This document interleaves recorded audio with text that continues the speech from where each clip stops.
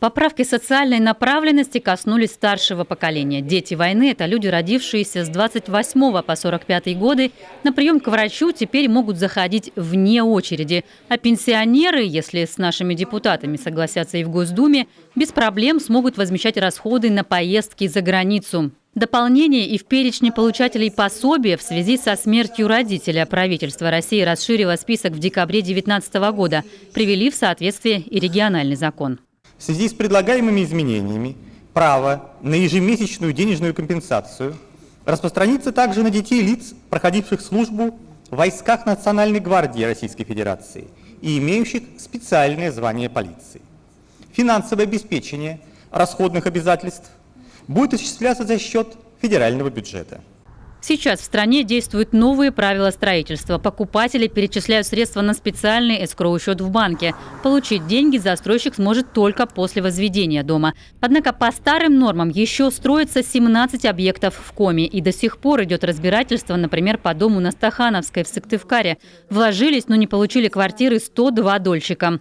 Новые поправки в законе дают возможность республике создать фонд поддержки и защиты прав дольщиков. Если застройщик решением арбитражного суда будет признан банкротом, объект незавершенного строительства будет передаваться этому фонду, и фонд уже будет достраивать без привлечения дополнительных средств от дольщиков. Принятые на сессии поправки должны частично решить актуальную для региона проблему безнадзорных животных. На их отлов, содержание и финансирование увеличено в 3 раза, в среднем по 8 тысяч на особь. Это поможет заинтересовать подрядчиков, которые раньше неохотно выходили на дело. В прошлом году долго не могли решить проблему в Уктыл, Интак, Айгородский район. 36 миллионов в этом году будут распределены по определенной методике. На методике там все прописано с учетом наличия собак на территории. Это тоже составляет сами главы муниципальных образований. От них идет информация от муниципалитетов. Ну и многих факторов, там расстояние, откуда надо доставлять этих собак. Там заложена именно расценка на все эти способствующие вещи, чтобы, во-первых, до этого не было в законе содержания за счет бюджета этих собак. Тут заложили содержание собак за счет бюджета до 20 дней. Федеральный закон обязывает строить приюты для животных. Муниципалитеты должны выделить землю, подготовить проекты. И уже на осенней сессии будет решаться вопрос финансирования. По предварительным подсчетам 6 приютов обойдутся в 160 миллионов рублей. А еще в перспективе пойманные животные должны содержаться в собачьих домах пожизненно. Регламент, установленный на федеральном уровне, слишком жесткий, считают в некоторых муниципалитетах. В прошлом году в регионе отловили 1500 собак. И, например, в Воркуте или Сыктывкаре проблема решается. Больше всего жалоб поступает с Ухты и Сосногорского района.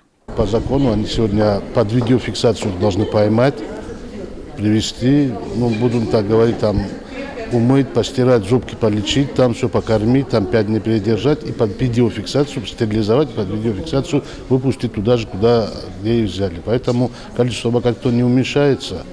А вот то, что мы говорим, что там любая собака, если там что-то там задела, она будет кусать, поэтому от того, что мы ее стерилизуем, от этого у нее зубы не выпадают. Не обошлось без кадрового вопроса. Впервые у председателя Госсовета 4 заместителя. Напомню, на декабрьской сессии депутаты сняли ограничения по их количеству. На место вице-спикера вернули Владимира Косова, покидавшего кресло для прохождения специализации. 50 лет он занимается врачебной деятельностью, провел десятки тысяч операций. И именно благодаря работе врача стал народным избранником, отметил Владимир Косов. Ольга Коняева, Артем Соколов, телеканал Юрган.